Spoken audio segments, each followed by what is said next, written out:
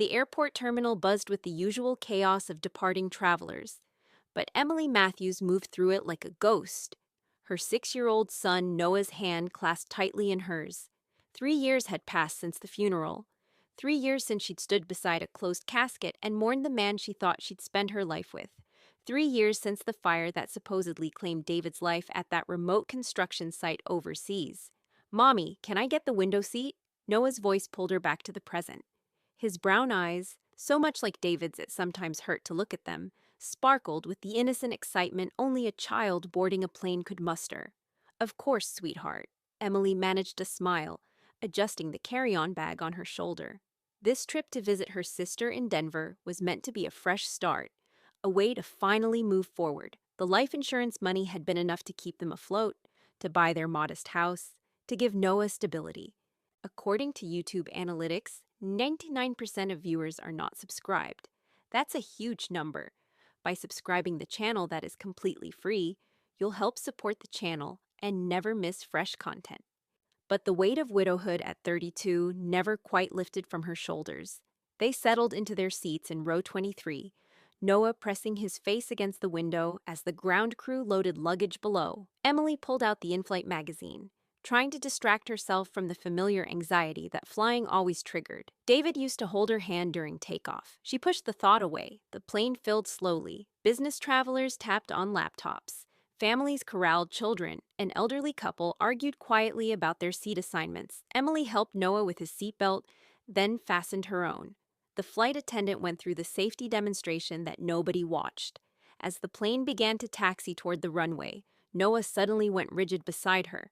His small hand shot out, gripping her arm with surprising strength. "Mommy," he whispered, his voice strange and tight. "What is it, baby?" Emily leaned closer, concerned by the paleness that had crept into his cheeks. Noah's finger pointed toward the front of the plane, shaking slightly. "That's Dad." The words hit Emily like a physical blow. Her heart seized in her chest. "Noah, honey, no. We've talked about this. Daddy's in heaven, remember? Sometimes we see people who look like—" "No, Mommy." Noah's voice was insistent, urgent in the way children get when they know they're right about something. "That's Dad. That's really Dad." Emily followed her son's trembling finger. Several rows ahead, in first class, she could see the back of a man's head. Dark hair, the same shade as David's. The same cut he'd always worn. Her throat tightened. This wasn't the first time Noah had thought he'd seen his father. Grief counseling had warned her about this. The mind playing tricks, the desperate need to see what was lost. "Noah, I know you miss him, but—" He turned around, "Mommy. I saw his face. It's him." Tears welled in Noah's eyes, and Emily felt her own grief threatening to overwhelm her practiced composure. "Baby, it's just someone who looks like Daddy, I promise." But Noah was scrambling with his seatbelt, trying to unbuckle it.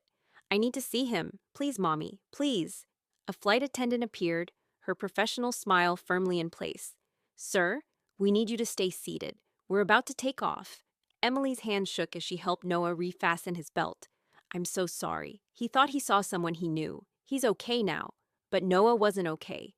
Silent tears streamed down his face as the plane accelerated down the runway. Emily held him, whispering reassurances she didn't believe herself, because something cold had settled in her stomach. Something that whispered impossible things. The flight leveled off, and the seatbelt sign chimed off. Emily should have let it go. She should have distracted Noah with his tablet, ordered him a ginger ale, let the moment pass into the collection of grief-stricken false alarms they'd experienced over the years. But she couldn't. Because she'd seen something, too.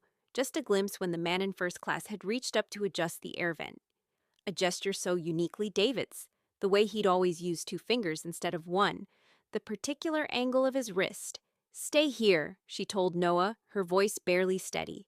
"Don't move." She walked up the aisle with her heart hammering against her ribs. Each step felt like walking through water. This was insane. David was dead. She'd seen the death certificate, filed the insurance claim, attended the memorial service, where his colleagues from the construction company had shared stories about his dedication, his skill, his absence from the site on the day of the fire only because he'd been called away to handle an emergency with another project. The man sat in seat 3A, absorbed in a book. She could only see his profile, but the resemblance was uncanny. The slope of his nose, the set of his jaw, the way his hair fell across his forehead. Emily's mouth went dry. "Excuse me," she heard herself say. The man looked up, and the world tilted sideways. David? It was David. Every feature she'd memorized, every line she'd traced in the dark, every expression she'd learned to read over 7 years of marriage. Older, perhaps, tired around the eyes, but unmistakably, impossibly, her dead husband. For one frozen moment, he stared at her with the blank politeness of a stranger. Then recognition flickered across his face, followed immediately by something Emily had never seen there before. Raw, animal fear. Emily! Her name escaped his lips like a confession. The book fell from his hands. The woman beside him, blonde, beautiful, utterly confused, touched his arm. "David? Who is this?" David. The woman had called him David. Emily couldn't breathe, couldn't think. The cabin pressure seemed to drop, her ears ringing with a sound like rushing water. "You're dead," she whispered. "You're supposed to be dead."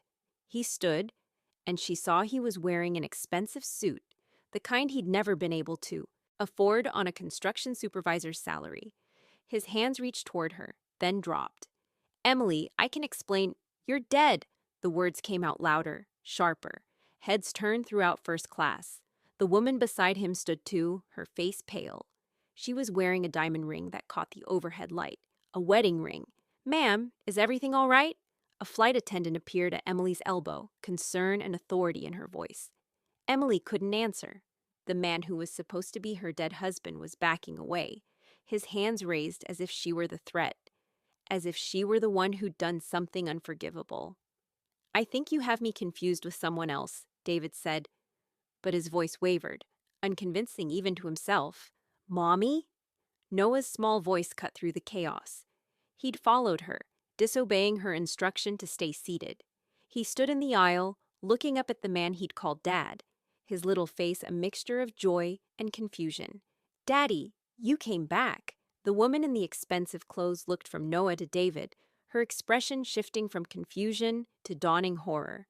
"David, what is going on? Who are these people?"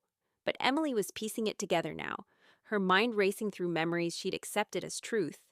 The closed casket. They'd told her the fire had been too severe. That identification had been made through dental records. But she'd never actually seen a body. The insurance money that had come through so quickly, almost too quickly. The way David's boss had been overly solicitous at the funeral, pressing her hand and assuring her that the company would take care of everything. "The fire wasn't an accident," Emily said slowly, the words forming as the realization crystallized. "You weren't in it at all." David's face confirmed what she'd just understood. He closed his eyes and she saw the guilt there, the shame he'd apparently learned to live with. "You faked your own death." Each word felt like swallowing glass. "You let me mourn you. You let your son think his father was gone. You took the insurance money and—" She looked at the blonde woman, at the designer clothes, at the first-class tickets. "You started a new life. Ma'am, sir, we need to sort this out." The flight attendant's voice was firmer now, and Emily realized the captain had probably been notified. A disturbance in first class. Protocol required intervention. The blonde woman had gone very still. "David, tell me this isn't true. Tell me your wife didn't die in a car accident 3 years ago like you said." A bitter laugh escaped Emily's throat. "So he killed me too? How convenient." "It wasn't like that," David started, but his voice held no conviction. How could it? What explanation could possibly justify this? Noah had gone quiet, his small hand finding Emily's.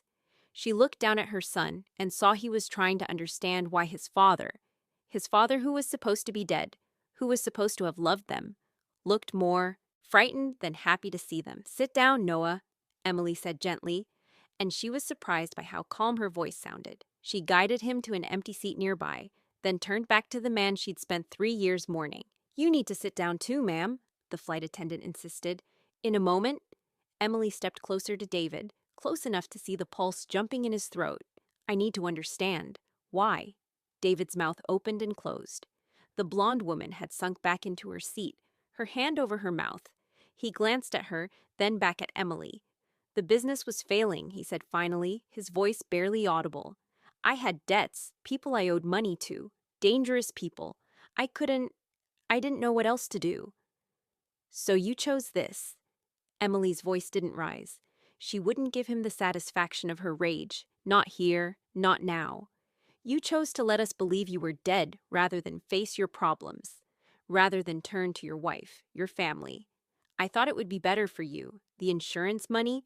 Blood money. Emily cut him off. You traded your son's father for a check. You traded 7 years of marriage, of partnership, of vows, for what? This? She gestured at the first-class cabin, at the woman who'd clearly had no idea she'd been living a lie too. David's face crumpled. I'm sorry, God, Emily. I'm so sorry. But sorry was a word for spilled milk, for forgotten anniversaries, for small wounds that time could heal. Sorry didn't cover this crater he'd blown through their lives. Ma'am, please, you need to return to your seat.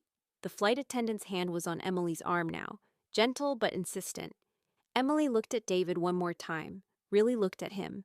She wanted to memorize this moment, the moment when the man she'd loved revealed himself to be a coward and a liar. But she also saw something else. The fear in his eyes wasn't just about being caught. It was the fear of a man who'd been running for 3 years and had just realized he could never run far enough. We're going to have a conversation when we land, Emily said quietly. You, me, and whatever authorities handle insurance fraud and identity fraud and abandonment. Enjoy the rest of your flight, David. It's probably the last time you'll fly first class for a very long time. She turned and walked back to her seat, collecting Noah as she went.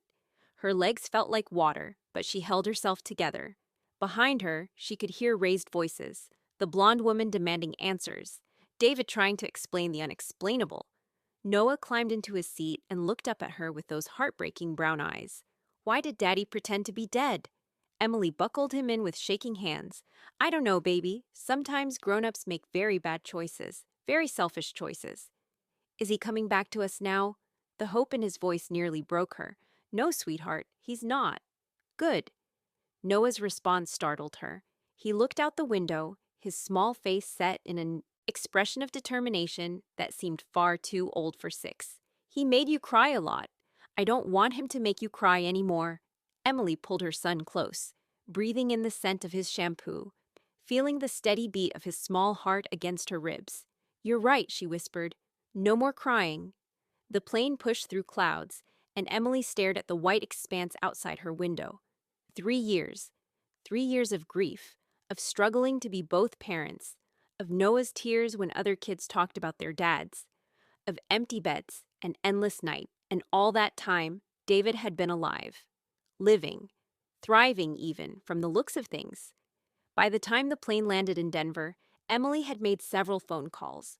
Her sister was a lawyer, and she'd connected Emily with someone who specialized in insurance fraud. A police officer was waiting at the gate when they disembarked. Emily had provided David's seat number, a description, everything they needed. She held Noah's hand as they walked up the jetway, deliberately not looking back. She didn't need to see David being questioned, didn't need to watch his new life unravel in real time. That chapter was closed. Her sister Kate was waiting in the terminal, and Emily fell into her arms, finally allowing herself to feel the magnitude of what had just happened. Noah stood beside them, quiet and watchful. I can't believe it, Kate kept saying. I just can't believe it.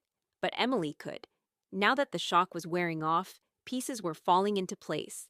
The way David had been so distant those last few months before his death, the mysterious work trips that took him away for weeks, the strange phone calls he'd take in another room, she'd attributed it to work stress, to the struggling economy, to a dozen innocent explanations. She trusted him. The days that followed were a blur of police statements, insurance investigators, lawyers, and phone calls. The story that emerged was worse than Emily had imagined. David hadn't just faked his death. He'd carefully planned it for months. He'd befriended a homeless man at the construction site, someone with no family, no one who would be missed. The man had died in the fire, burned beyond recognition, and David had swapped his dental records with his own in the company files. He'd walked away with nearly $1 million in life insurance and started over in California under a new identity. The blonde woman, Melissa, had been devastated. She filed for an annulment immediately, her own life destroyed by David's lies. She thought she was marrying a successful tech consultant, a widower who'd lost his wife in a tragic accident. Instead, she'd been married to a ghost, a phantom built on death and deception. The news media picked up the story. Man fakes death. Caught by son on flight, the headlines read. Emily's phone rang constantly, reporters wanting interviews, lawyers discussing the case, friends and family expressing shock and offering support. She unplugged the landline and turned off her cell, needing space to breathe, to think, to process. At night, she'd check on Noah. He seemed to be handling it better than she was in some ways. Children were resilient, the therapist said. He'd already grieved his father once. This was different, but perhaps less traumatic than Emily feared. What seemed to help was knowing that his mother hadn't lied to him, that she'd been a victim too. "Will Daddy go to jail?" Noah asked one evening as she tucked him into bed. "Probably," Emily answered honestly. They'd agreed, she and the therapist, that honesty was the best policy now. No more pretty lies. For how long? "I don't know, sweetheart. It depends on what the judge decides." Noah was quiet for a moment, then said, "I'm glad you're my mom." Emily kissed his forehead, fighting tears. "I'm glad you're my son. The very best thing your dad ever did was help me have you." The trial took place 6 months later.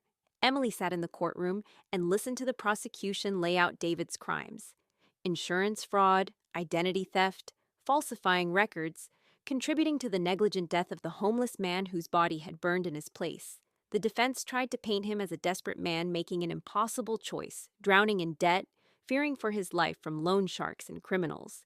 But the prosecutor presented evidence of David's lavish spending in California: expensive restaurants, a luxury apartment, a new car. This wasn't a man running scared. This was a man who'd seen an opportunity to escape responsibility and seized it without caring who he destroyed in the process. Emily testified. She described the grief, the struggling to explain to a 3-year-old why Daddy wasn't coming home, the nights she'd lain awake wondering if there was something she could have done differently. She spoke calmly, without theatrics, simply telling the truth.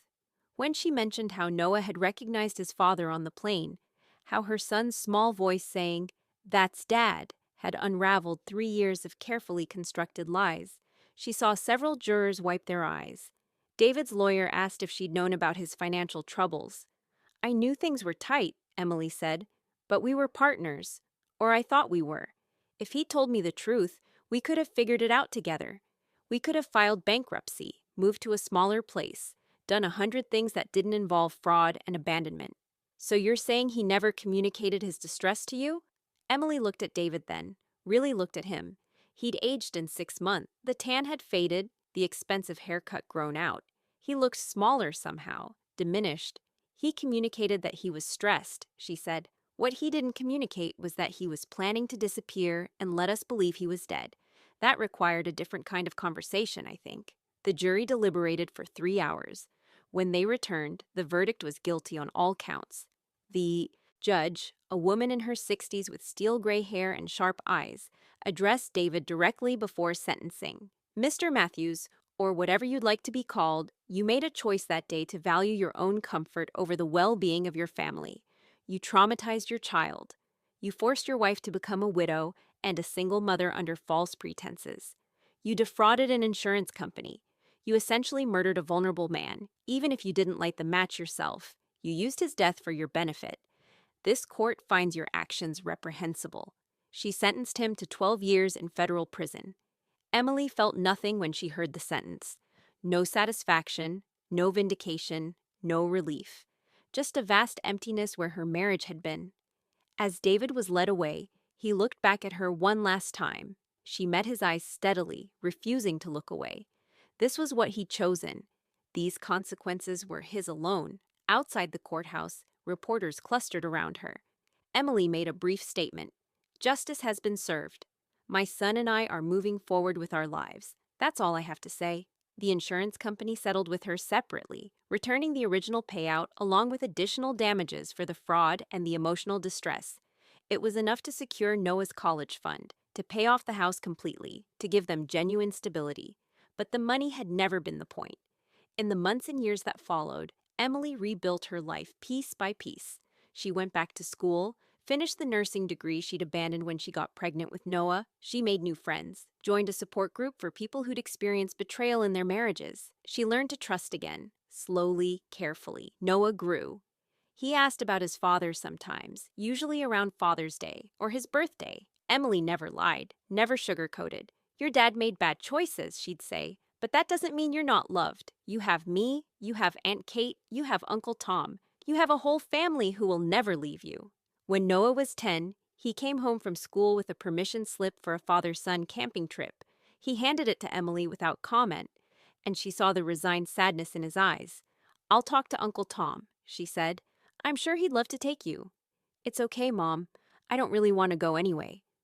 But she could see that he did, that some part of him still felt the absence of the father who'd chosen to disappear. That night, after Noah went to bed, Emily allowed herself to feel the old anger, not at David specifically. He'd long since become a cautionary tale in her mind, a reminder of what happened when people chose the easy way out instead of facing their problems. But at the unfairness of it all, at the fact that her son would carry this wound forever, that he'd been robbed of something fundamental by a man too cowardly to face his own mistakes. She pulled out a journal she'd started keeping in therapy and wrote until her hand cramped. She wrote about the marriage that had never really existed, about the man she thought she'd known, about the reality that had been hidden beneath the surface. She wrote about betrayal and resilience, about the strength she'd had to find when the ground disappeared beneath her feet. And then she wrote about Noah, his laugh, his kindness, his determination to be different from his father. She wrote about the life they'd built together, just the two of them, and how it was small but real, honest, clean. When she closed the journal, she felt lighter somehow. Not healed, she wasn't sure that would ever happen completely, but stronger, more certain of who she was and what she valued. David reached out when Noah turned 12, a letter from prison, asking for a chance to explain, to apologize properly, to maybe have some contact with his son. Emily read the letter twice, then filed it away. Not yet. Maybe never. That was Noah's decision to make when he was old enough, and she wouldn't pressure him either way, but she also wouldn't shield David from the consequences of his choices. He'd given up the right to be a father when he chose to fake his death. If Noah decided someday that he wanted to meet the man who'd abandoned him, Emily would support that. But it would be on Noah's terms, not David's. Years passed. Emily dated occasionally, but she was cautious now, protective of her heart in ways she'd never been before David. She learned to spot red flags, to trust her instincts, to walk away when something felt off. She built a good life, not the life she'd planned, but a real one, built on truth. Noah thrived. He was a quiet kid, thoughtful and kind, with a strong sense of justice that Emily both recognized and worried about. He volunteered at a homeless shelter once he was old enough, and when she asked him why, he said, "Because of what happened to that man, the one who died instead of Dad. Nobody even knew his name." Emily's heart ached with pride. Her son had taken the worst moment of his young life and turned it into compassion. When Noah graduated high school, Emily sat in the audience and watched him accept his diploma. Valedictorian, full scholarship to college. He'd made it despite everything, or perhaps because of everything. Trauma had made him stronger, more determined to build a life of integrity. In his speech, Noah talked about resilience, about the importance of truth, about how the people who love you show up, day after day, year after year, even when it's hard. "My mom taught me that character isn't what you do when things are easy," he said, looking right at Emily. "It's what you do when the world falls apart. It's showing up anyway. It's choosing the hard right over the easy wrong," Emily cried. But they were good tears, healing tears. After the ceremony, Noah hugged her tight. "Thank you," he whispered, "for everything." "You did this," Emily said. "You and your strength. We did it." Noah corrected. Together. That night, Emily thought about David in prison. She wondered if he watched the news, if he knew his son had graduated with honors, if he felt regret or had convinced himself that he'd had no choice. She wondered if he understood that he'd lost something precious, something that couldn't be bought back with any amount of money or time. But mostly, she didn't think about him at all anymore. Because karma, Emily had learned, wasn't always about dramatic moments of reckoning. Sometimes it was quieter than that. David had traded a real family for money and freedom, and he'd ended up with neither. He'd lost 12 years to prison. But more importantly, he'd lost the chance to watch his son grow up. He'd lost Noah's first day of school, his soccer games, his science fairs, his graduation.